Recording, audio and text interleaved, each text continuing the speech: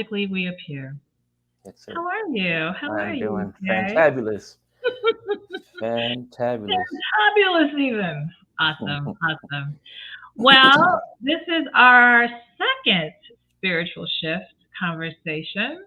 YouTube Live, that's also streamed, I think, in the Facebook worlds, and is also on a replay. So if people are not watching this in lifetime, they can be watching it back. Absolutely. Yeah. So how you feel? Happy Father's Happy Day. Father's Day. Yep. Happy Juneteenth. All of Happy that. Juneteenth. They're both so big. It's kind of like, Yeah, it could be a happy Father's Juneteenth. there we Happy. go. I Happy was I Father's was I Day. was moving through the city yesterday, and I was driving through this neighborhood, and I saw this older woman, like, like our grandmother, right?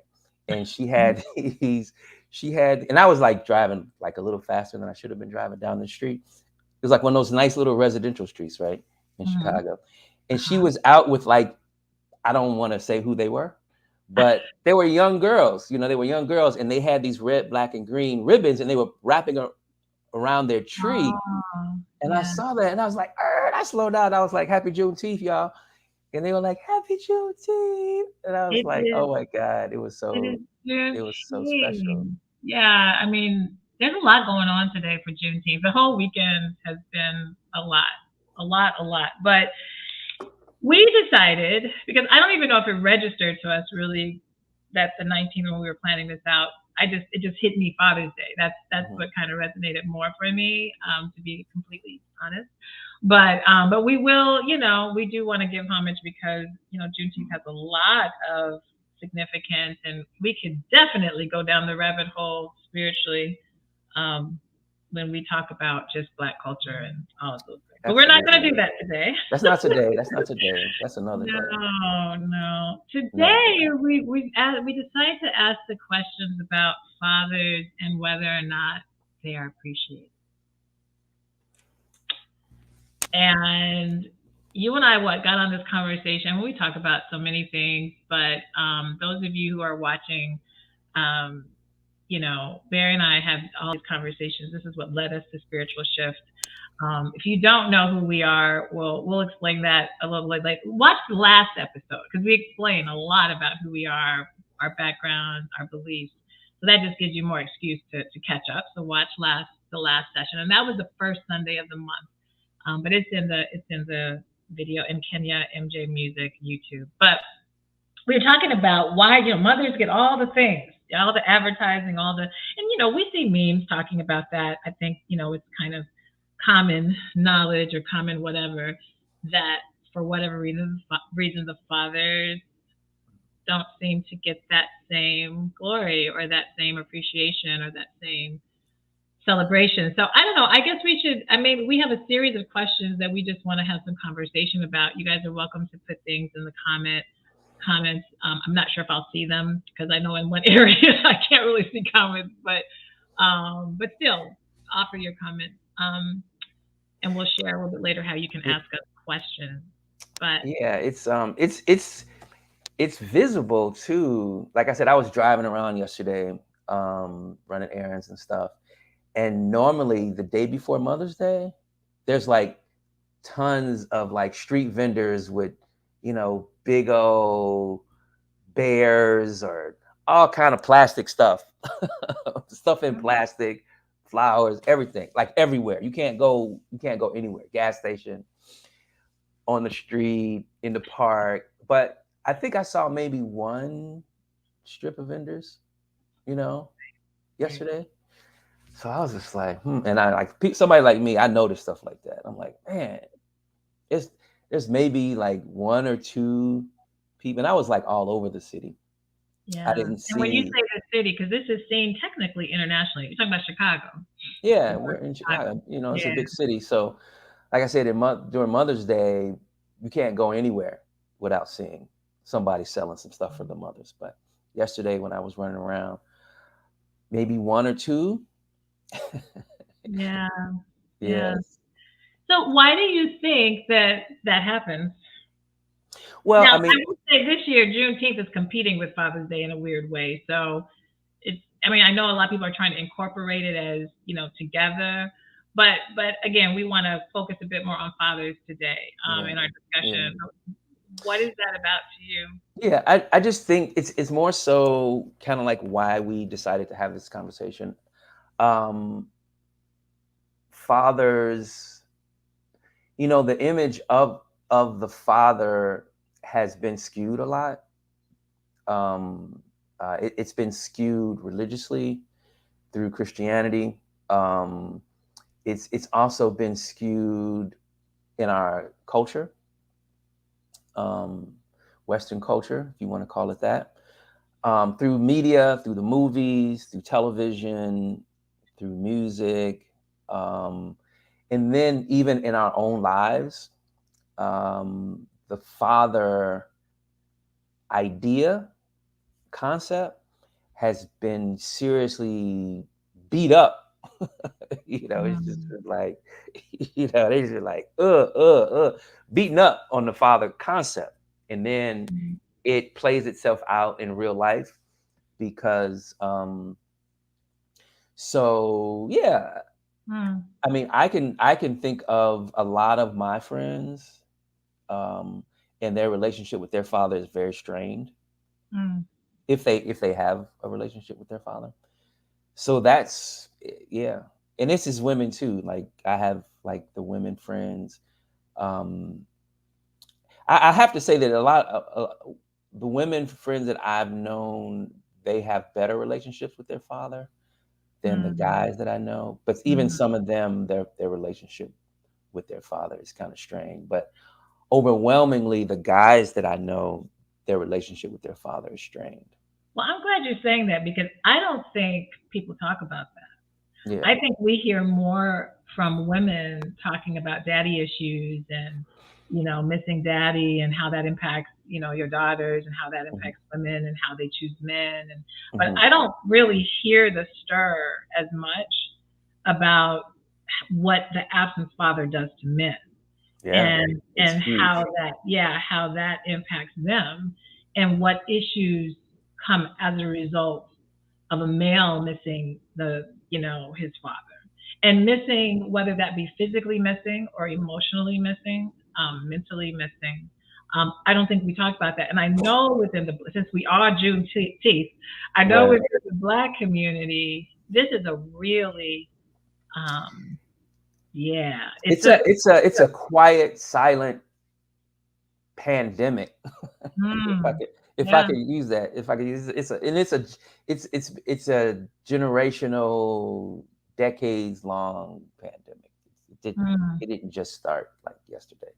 Um, like you And said, you whether mean that absent, well, specifically in the Black community? You mean specifically in the Black community? it's I don't think it's just in the Black community. I don't think it's I think in other communities as well. It just shows up a little different. um, where so say if in one community the father may be there physically but may not be there emotionally. Okay, so he may be there, he may be providing for the family, but if he's gone all the time, if he's Mhm, not providing emotionally, spiritually, for the family, for the children, you know for the wife, then you're gonna get a similar effect. It's just gonna come out differently mm, in the children. So it's just that in the Black community, um, you have a lot of absent fathers.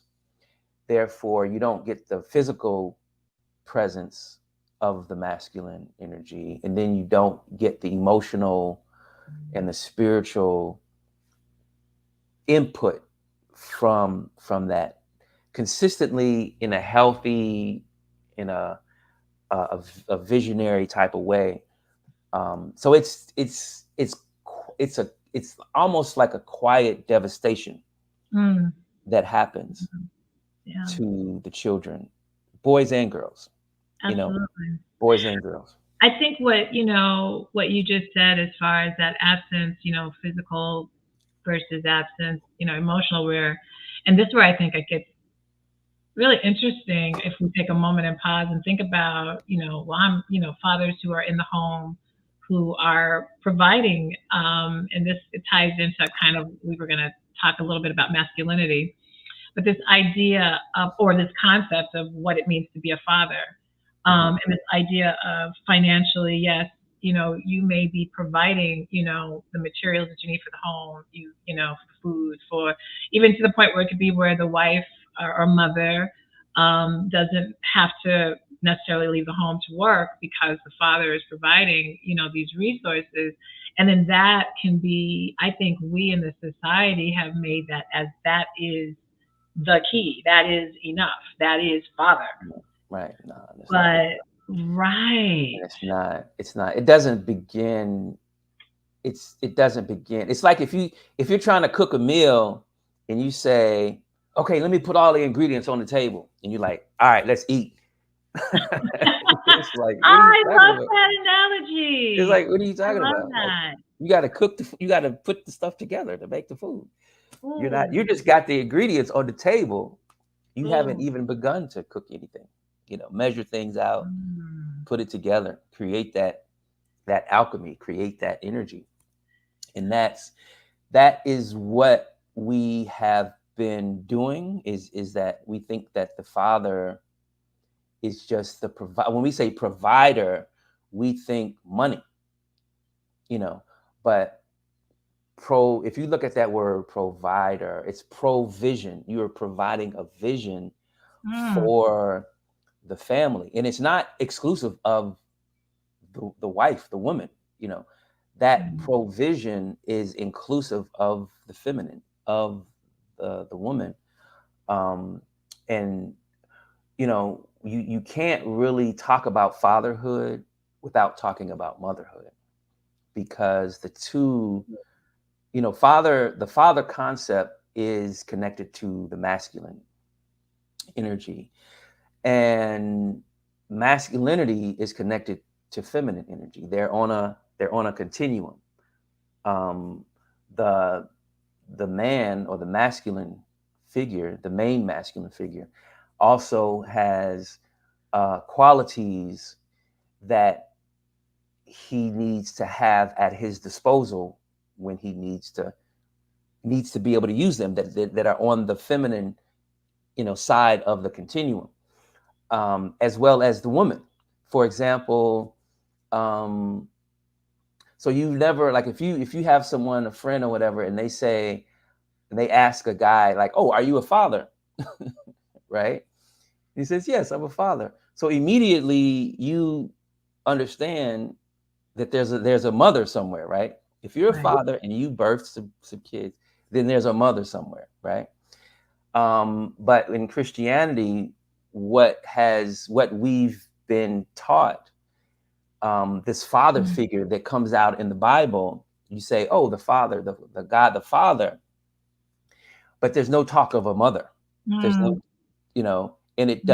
doesn't really match. Like, our brains are very logical, so we have to make sense of that, and it's almost like a cursor that's spinning, trying Right, to buffer right. forever, but we just accepted that we have this father God image in the Bible, but there's no there's no woman, there's no feminine, there's no goddess there. So this is the masculine concept that becomes the father that we've been operating from since Christianity has been on the scene. And Mm, that, to me, has been a big it's been a big deficit for our um, concept of fatherhood. mm. So that's where you get, like, the That's father in, is just a provider. He's yeah, just like, give me the money, whatever. I need to go this. Go to your father, get the money, and that's just so limited. It's very limited. It's very limited for. limited. No, Huh? no, go ahead. I No, it's just, I think what you're saying, I mean, you went in, and I hope those watching just followed you when you just were talking about, our ability when we meet a person and they say they're a dad, immediately we assume, okay, well, then who's the mama? who Where the your mother mama. at? Who your mama is. Who your mama is. But when we think spiritually and we talk about the father, we don't ask, well, where the mother is, Where's where the the God mother? is at. And Where's that, the mother? come And see, on now. because Black people were so steeped in Christianity. And if you go back to the first episode, I talk about my journey as a Christian. I talk about my ancestry in Islam. My grandfather was Ahmadiyya Muslim, so I could have been easily a Muslim. All my cousins are Muslims on my mom's side, so it's not a let me attack Christianity or let me attack religion or anything like that. It's not at It's all like important. that. It's It's not at all important like for that. people watching spiritual shift that that's never the case. Right. We're just But adding perspective, other lenses. But go right. ahead. Yeah. Yeah. But I want to encourage people to go back and watch the first episode, and you'll get a better understanding of that. But moving forward, I want to just explain that um, this is kind of how we understand fatherhood because of the Bible. And the father does this and the father does that. But unless you integrate it with the mother, then you're only gonna you aren't gonna be able to completely be a father, because you're a father because there's a mother and you've birthed something, and you want to create some type of um, you want to create something. You want to create something that also has the energy and the frequency of what it is that the father and the mother want to build Right. together. Yeah. Ah, well, that see, you skipped all my questions, but no, that's okay because it's a conversation. No, it's a conversation. We can go It's, back and no, we no, can no, tap no, no. in. Those who are watching in lifetime, thank you so much. And if you came just a little bit later, Barry and I, it says B. Sean Riley, I call him Barry. Barry and I are talking just kind of, why we think fathers maybe are not as appreciated. Why does this whole thing happen?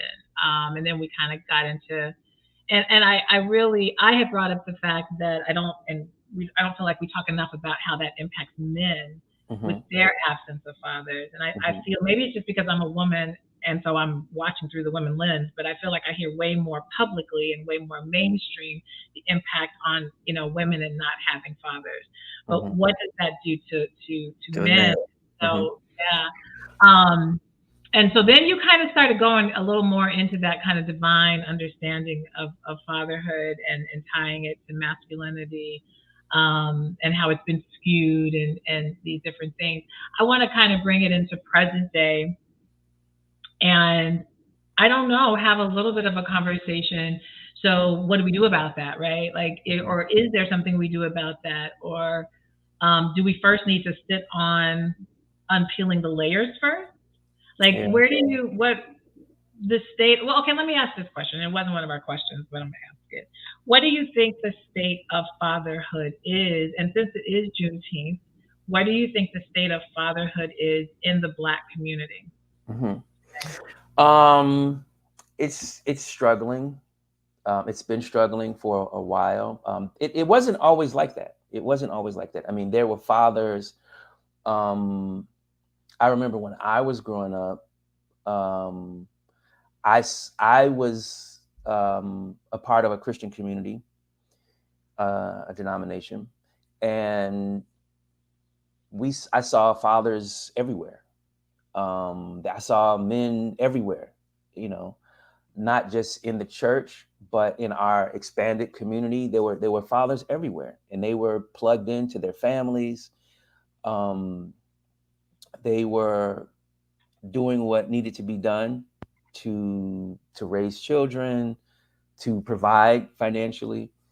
Um, so there's that. But I think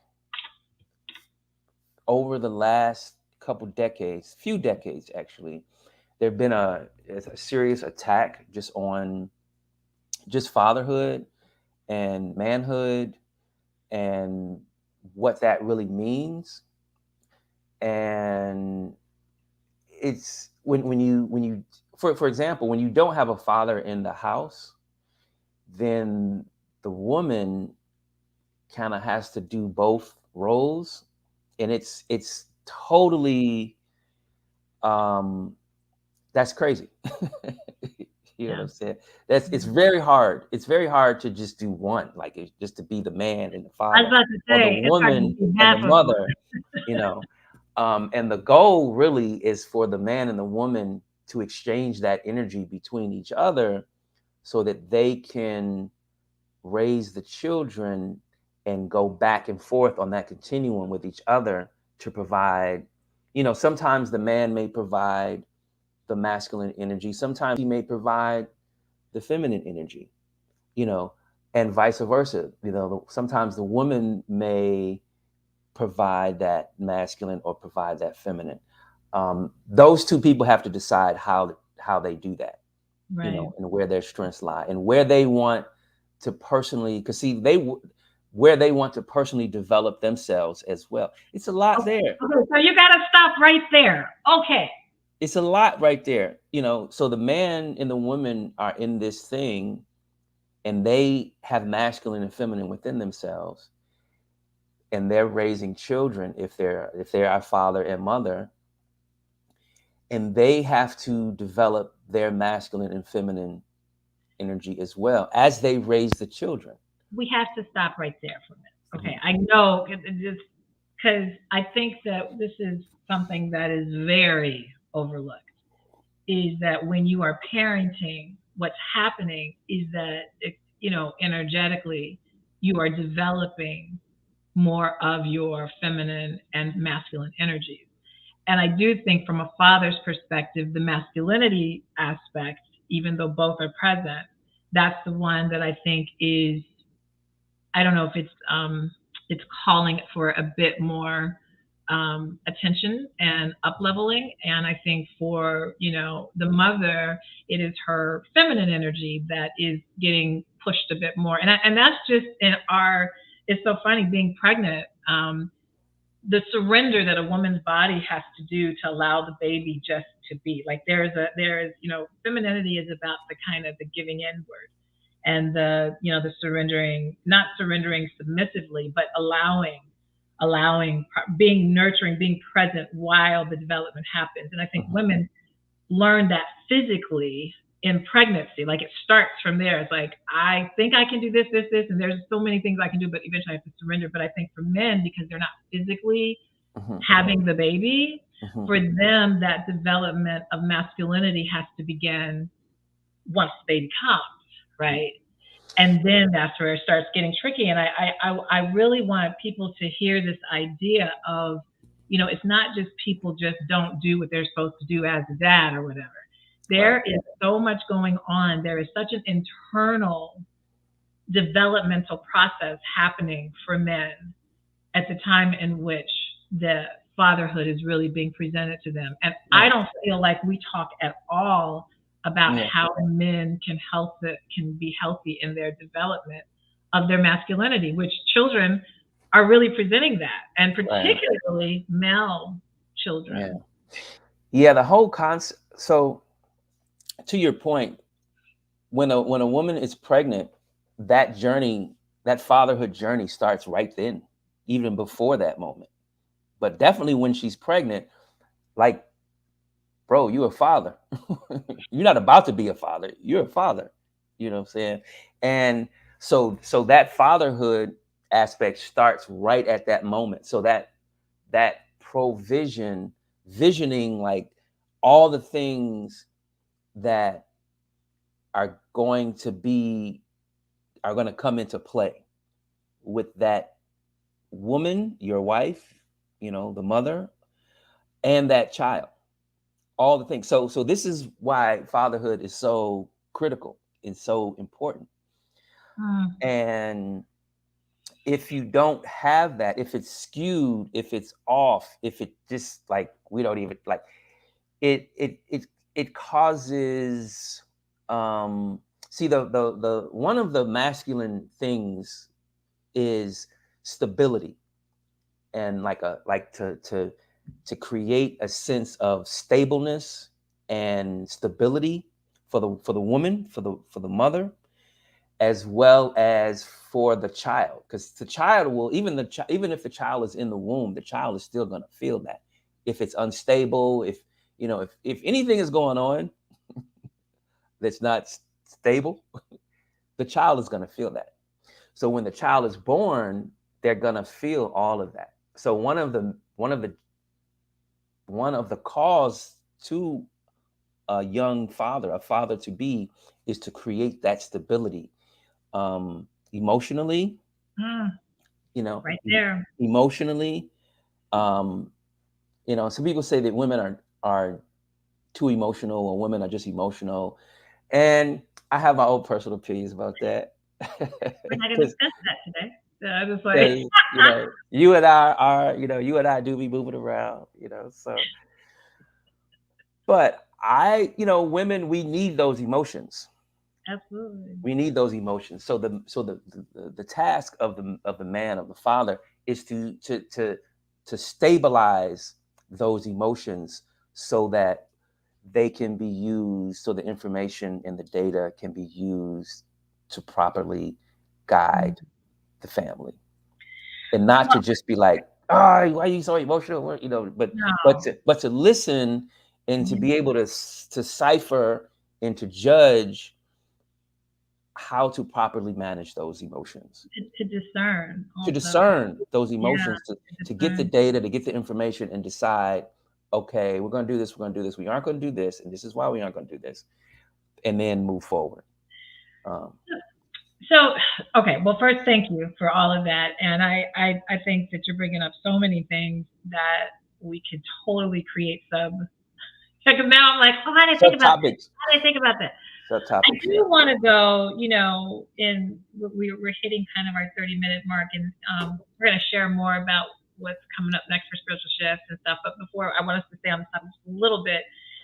It is 2022, and there's a lot of ways people are creating family. There's a lot of ways people are creating connection, emotional stability, that may not look in these traditional father, mother, parents inside the home, have the baby, the 2.5, kids picket fence.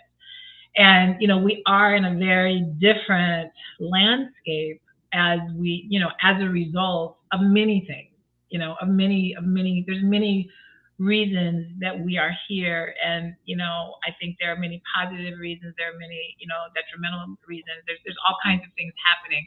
But I do want to give some food for thought, or people to feel like, all right, well, so yeah, we know all, okay, so we've said this is what it is, but how do we move forward? And those who don't maybe have traditional situations where a mother and father are not necessarily in, I have friends who are single moms by choice, who have decided, that they want to create a different type of family for their child because they want children, they want a mother, and they didn't want to wait for this way that society has set up the order of having children, meaning find the man, get married, then have the baby. I have, friends who are in situations where a spouse, has maybe, passed away, and so now the father is no longer here physically, not out of any of their control. I myself am in a situation where, I'm no longer, married to the father of my kids. So we co parent and we're physically in different spaces. So I guess I'm saying, fatherhood does, we have all different types of, genders, transgender, binary. There's a lot happening with this idea of how we see fatherhood. And I guess, as we kind of speak in our last 10 minutes or so, you know, what you just kind of outlined was a very traditional space. What do we do when the father, maybe by decision, not just, oh, I don't know where he's at, but like, no, we understand that physically the father is not going to be in the home with the mother Right, away. right. So how do we approach fatherhood? And just your thoughts? Obviously, you don't have the law, and you technically haven't had a biological child, but you work with many children. So you're around. You're very in tied with children. So what are your thoughts about that? Like Right. how do we approach fatherhood in the landscape that we live And we're in? in now, yeah. So the first thing I would say is that each person that has a child, um, biological, or they have adopted a child, or they're raising a child, they have to decide how they want to raise their child. That's the first thing. I mean, they have to decide like how you want your child to grow up in the world. What do you, just like you want them to have physical things, you want them to have a crib, or you want them to have shoes, and all of those things. You put a lot of thought into that. Okay. Oh, I want them to go to this school or that school. Well, you have to decide emotionally, psychologically, spiritually, what are the accoutrements that you want your child to have growing up, emotionally, spiritually, Mm, psychologically, mentally. mm, mhm. um, it's up to each person. Yeah. Okay. And just like if you don't say, like, if you don't do certain things with your child, if you live in Chicago and you don't buy your kids like proper clothes for the winter time, yeah, there's going to be some repercussions for that. You want to get your child a good winter coat, some gloves and a hat, some scarves, some boots. Chicago is merciless. You want to be prepared. I You mean, I want to think be prepared. you If just said you want to try something to, that is you want to really be prepared. powerful. I Yeah. think we do think so much in terms of, oh, the baby is coming, or we're having a child, and we think of all the things, the things that need to be in place, and that's important, right? But also considering, okay, what is the environment I want my child to experience an understanding of fatherhood? How do I want them to interpret that? How do I want them to move through that? Who am I going to expose in their lives?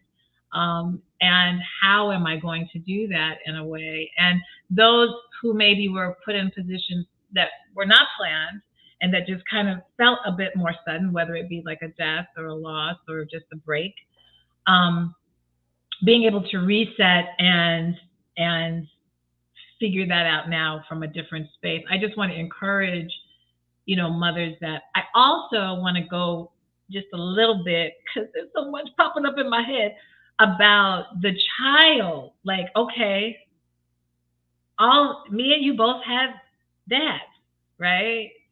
And I don't know if we can just spend our before we kind of give people information on what's coming up next, but how was fatherhood impacted? How did it impact you? I'll go first because I think Yeah, I you go really want first. to. You go first because I've been talking. You go first No, because well, I was. only because well, so my father was present physically and emotionally. Mhm. I really felt like my dad was there, and which was what was so hard about how my dad passed away, because he passed away from it due to complications from advanced, dementia, Alzheimer's, and to lose him mentally, emotionally, because he was very engaged mentally and emotionally. I do think this is, for me, fatherhood has always resonated in a positive space. I had uncles. I saw my uncles. I was young when my grandparents, or I was young when my grandfather passed away, so I didn't really get to know them. But I had a lot of uncles, and my uncles stepped in, a lot of times in that fatherhood way. I didn't have brothers, but I had a lot of male cousins, and so I feel like I saw fatherhood, and I saw in these in beautiful ways and in very challenging ways. I saw absent stuff too, and emotionally and physically. But overall, my experience, I feel incredibly grateful, and I definitely see the connection as to how I relate to men, or how I, from because I had a safety, there was safety with my father, and so I trust men because I've seen a man be trusted. I've seen a man protect. I've seen a man have vision. I'm not making my dad perfect. There were many things that he did that I also saw very challenging for my and for me, and for our family at times. But I did see more of the healthy than the not. So for me, I have a really, and I think that's, for me now, having my children, having two boys, I will say it's challenging because I want them to have that same experience. In my eyes, it's a bit different. I'm not going to talk for them. I won't speak for them, and all of that. But for me, fatherhood, I really, I'm sad that we don't give fathers more. And that we have made this almost an afterthought. And I know that if we nurtured our men and those who father in a way to really be able to have the confidence to sit in emotionally, and give them, as women, give compassion in that space, maybe some shifts would happen. I've learned to I try my hardest to give more compassion to my kid's father, so that he has more safety in showing up emotionally.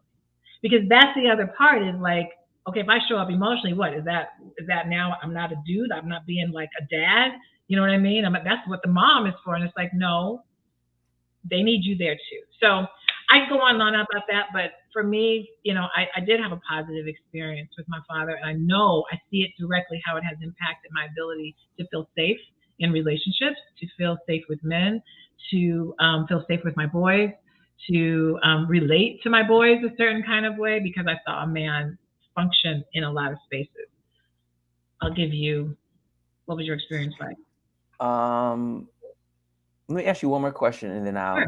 let me do a Mhm. follow up with you, and then I'll go into that. What are some what do you think we can do to kind of push that forward so that men can show up a little more and better in that space?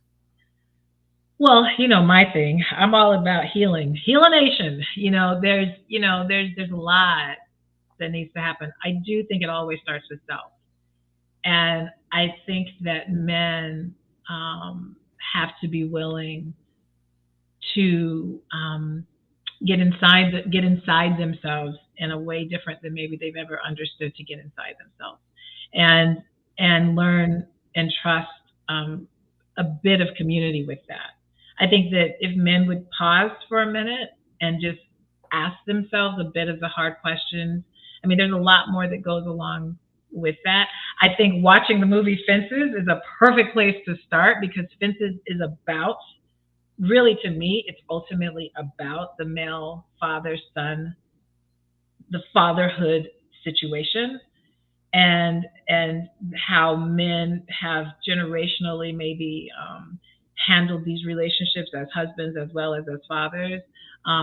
Go watch Fences. Denzel, Viola. That's the more recent one. Fences was a play originally, but they did a movie version, and I think they did an exquisite job showing how a father can be there physically, but emotionally and mentally, absolutely uh, not, not. And I think watching that movie and watching it from that lens, and really understanding that this is attempting to try to talk about the hard conversations we're not having, Mhm. and dig into that. So healing, self. I don't know. That's where I start. Should you start? Yeah, I got to see that movie. I don't think I've seen that movie. Oh, you need to see it. I got to go check And that watch out. it with that lens. Because a lot of Yeah. people think, oh, it's Viola Davis. It's, Denzel. It's going to be about, it's like, no, no, this is a really deep, that's why it was originally a play. Hmm. It's a visceral for me. Yeah, because I also have sons, and I see how damaging when we're not present Yeah. for our boys. Yeah. Yeah. So Yeah. I know Thanks for you're that. good to express. I don't know if you want to dig Yeah. into that at all, how Yeah. comfortable. I mean, I'll glaze through it a little bit, but yeah, my dad and my mom were married. Both parents worked, had good jobs. They were married, all the way through, until I left for college. And my dad was in the home. He provided financially, but like you were saying, he wasn't like emotionally, mentally, he was kind of logged out a lot. And I don't know if that was because of work or because of just, no, that's not true. I know what it was. He Mm, didn't because I started, well, it was because he didn't really have that with his father. And right. the only reason I didn't really find that out until I was in my 20s. Mm, And I started digging into our relationship. I wanted to get a little deeper into our relationship when I had come back home after college, and he wasn't really that interested. And I kept pushing him, and he really was not that interested. So um, I was like, that's interesting. So I shared with you a few minutes before we um, got on this live that one day in my 30s, he comes to me and he says, why don't you? I say, Barry, why don't you call me? Why don't you call me and like, just pick up the phone and call me, see how I'm doing.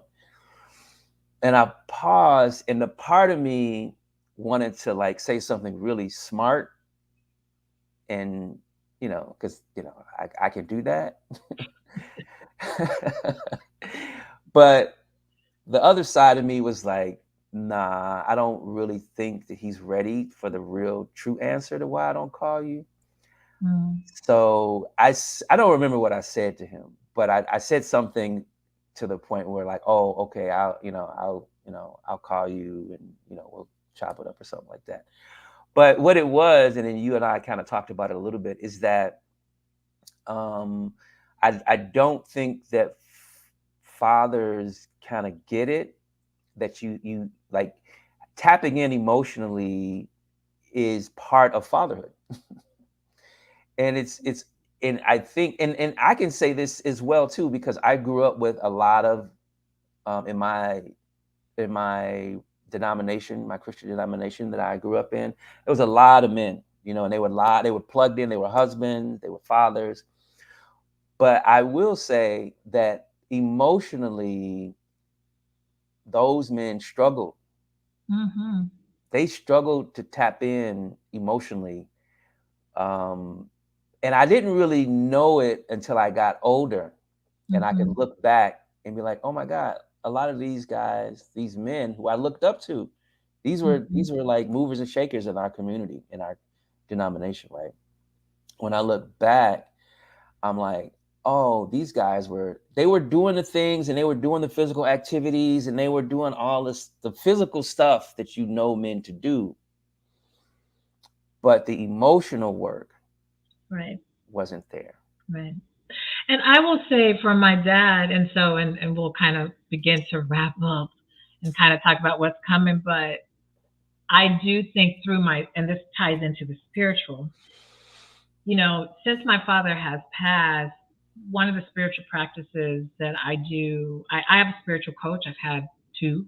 One, I just always mention her, Dr. Toya Wilson. She's amazing. And she's who began to help me continue my relationship with my father now that he's transitioned, which I want to be able to say that when people are gone physically due to death, um, that you can continue this relationship. And there's so much information. She does ancestral channeling. And so she's been able to help me better understand what my father, messages that my father is still attempting to send me, and and that he wasn't able to do in human form. And I know this gets a little woo woo for people, but I just want to just for me, there are things that emotionally that when he wasn't present for, I feel like now I better understand why. I better understand and this was because of my spiritual practice. And so this is where spiritual shift comes in, and how important it is for us to nurture ourselves in spiritual spaces, because this healing that we're needing, whether our fathers are physically here or not, can still happen. And I know your father has transitioned as well, and that there's a lot that takes to, and there's a lot in your value system and belief and all of that. But I know that my father too wasn't as tapped in emotionally that he could have been. I mean, I think he was definitely present, and probably I've received more than maybe the average, because of his personality and the way that he was. But I see a lot that he probably swallowed and didn't get out and wasn't able to give for his own insecurities and his own experience with his dad, which again is generational. So it is very generational. And so that's why this generational healing situation is so critical, and is so critical in our spiritual development, because these generations, while they're physically not here, their energy still is. And so there's still healing. There's still ways that we can work through this, even when past fathers are no longer here. And those fathers that are maybe physically, they're still human and they're still around, they haven't transitioned, but they're not maybe in the home. I do think that there are ways to help us get through that too, as women who are having to serve as both. And also for men who maybe want to reach back out to their children, but for whatever reason are having barriers, whether that be barriers because the woman isn't allowing it, because that's a very real thing, or if it's a barrier where themselves they can't get it in themselves, the fear, the feeling paralyzed, feeling not good enough, feeling so insecure because they have been gone for so long, and now to pop back up, what do I say, what do I do? And because I haven't learned how to navigate my emotions, what do I do with that? So that's where community, and I think having these types of conversations with men, I think men having conversations with men, men retreats. I know, nudge, nudge, nudge. I've been telling Barry, gotta do something. But I think men need more community without women's voices, so that you can create safety in that space and begin some of that healing work, there. Absolutely. The healing is massive that's needed. It's massive. Like if there's a movement that needs, and we're working on some things. I'm working We're on some working on some things. we're working on some things. So if you guys, if any guys out there that listen to this or see this, and you want, this healing process, this healing processes, with your dad, or your sons, put a comment, shoot a comment, you know, Yeah, um, and let us know what you're thinking about, what you're feeling about, because I'm working on this. Personally, I've been working on healing my relationship with my father since my 20s. mm, And we struggled through my 20s and my 30s, and we were working on it, and we were really making progress. um but then he transitioned some years ago, and we were kind of in the process. So I'm, you know bless the ancestor. So even as he is an ancestor now, I'm still continuing to work through the process with him, um, even though he is an ancestor now. And it still is a process.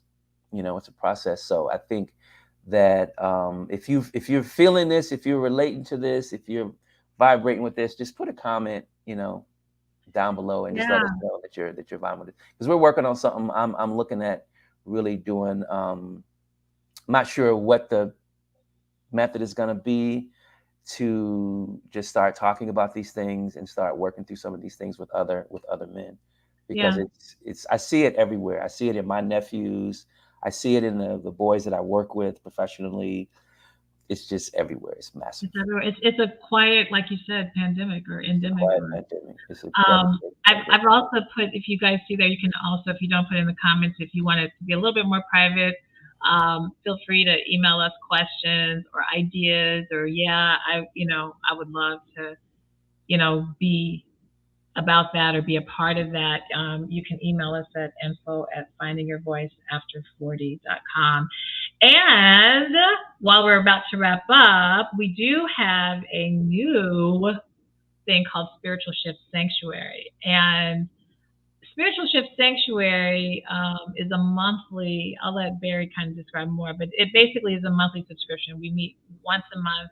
This is not public live, it's not Facebook Live, not YouTube Live. This is just $10 a month to really have more teachings and learnings and conversation, and dig deeper into scripture, and better unpacking what it is, what it's not. Barry, you can share a bit more, because I think Barry's really leading the facilitation during Spiritual Shift Sanctuary. And it does begin, our first session will be next Sunday. And again, you have to be a part, you have to go to patreon.com/finding your voice and join that. But tell them a bit more what they can expect. Yeah, so we're gonna the like Kenny was saying, it's more of a deeper dive into spiritual matters. Um, related, sometimes they will be related to Christianity. Sometimes they won't.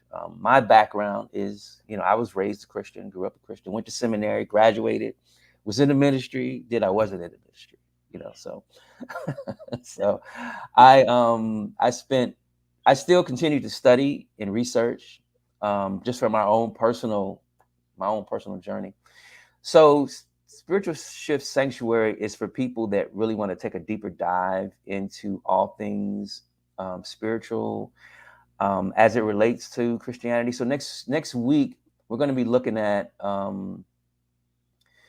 just the some of the Christian tenets, salvation, your soul, Jesus, the cross, saviors, all of those.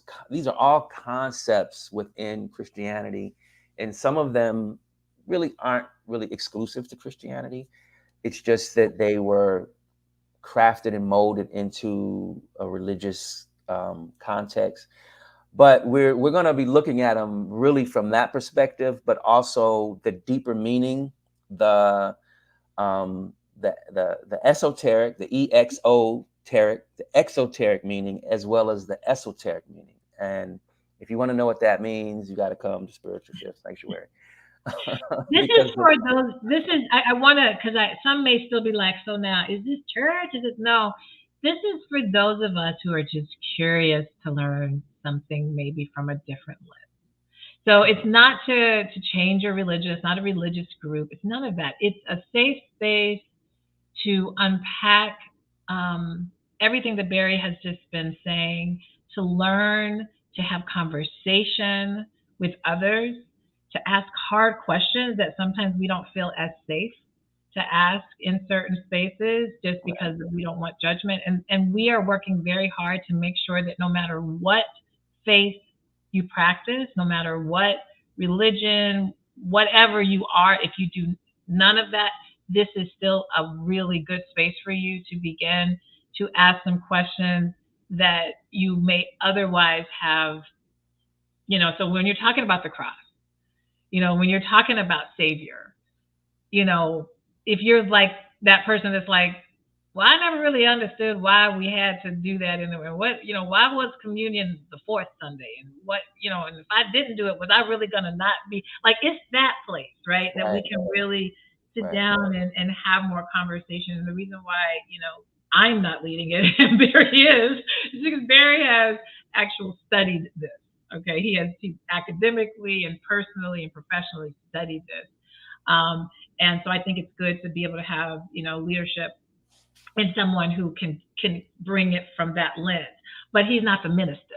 He's not the pastor of the spiritual sect. It's not that. I know we're so used to being in that vernacular when we talk about anything faith. Why not just have conversation right, and unpack and maybe have someone who's facilitating a bit more. right. And bring your questions. The questions are the ones that lead us and guide us. If you don't have any, if you are a spiritual person, if you're a Christian, if you're whatever, and you don't have any questions, you're not really into what you say you're into. Because you like, if you don't have, like, think of a child. Like, how many questions does a child have every day, all Right, day?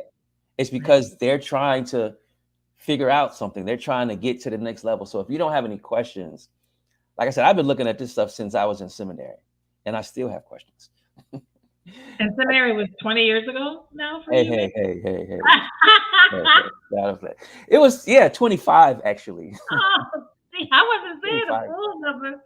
25 years ago. You Yes, just look so amazing to be I think the it was age you 25. are. Yeah, I think it was 25. To give I can't perspective. remember.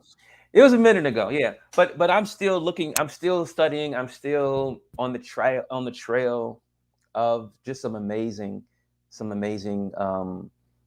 stuff. So the other thing too is that you can always go back to the first episode. I go kind of into some more things in that first episode. Some really good gems in that first episode about Yeah. spiritual shift sanctuary. So If you're watching on if you're watching on Facebook, if you go to YouTube, so youtube.com/ Kenya MJ Music, you'll see episode 1. I'm so used to talking because I do podcast. Episode 1, which it is episode 1, but it was week 1. You'll be able to find that. And we will do this, we'll continue this every first and third Sunday, just a general conversation on some general topics that we want to explore and bring a spiritual shift kind of perspective. But the spiritual shift sanctuary, if you join that for just $10, it ain't it. This is simple. We only meet once a month for that, and that'll be anywhere from 60 to 90 minutes a month. And you'll also get resources and access, pop-ups, buried at any point. Obviously, can pop up and, just discuss something, meetups, those types of, things. Any links and resources that we're able to share, that's where we'll be doing all of that. So, obviously, if you try it and you decide, that wasn't really what I thought, our goal is to create more safe spaces and communities for healing work. I think that both Barry and I are about that life. And he has his kind of lens that he does. I have my lens, and this is a lens that I think we've come together. So we'd love for you to join us. And if you're not able to come, and they're always the fourth Sunday is whenever we will do those monthly meetings. And if you're ever, you're not able to in live time, they're always going to be recorded. So you'll always have access to them, and you'll have access to the library of all the sessions. So anything else before we jump off and celebrate Juneteenth and Father's Day and all the things? Nope. Happy Father's Day. Happy Juneteenth to all the Juneteenthers or the fathers out there. Happy, happy, happy. Go out and do something special. Yeah, and or stay home and ponder on what we just talked about. Yeah. Whatever will give you some peace and some zen. And those of us whose fathers are no longer present physically here, take a moment to still have some spiritual conversations with them, and because they are there, they are there, they are there, they are watching, they are always with you. So, just keep that in mind. And the fathers that all the fathers in my life, my friends who are fathers, my parents, my daddy's my kid's daddy. Happy Father's Day to all of you, and just thank you for still pushing to be the best that you understand yourself to be as fathers. So. Absolutely. Ditto. All right, all All right. right. We'll be back the first Sunday, which I think might be July 2nd or 3rd. Yeah. July 3rd, I Something think. like that. Yeah. Yes, that July 4th weekend, but we'll be around. So, but join us on the Spiritual Shift Sanctuary. We hope to continue these conversations. All right. All right, guys. Bye. Bye bye.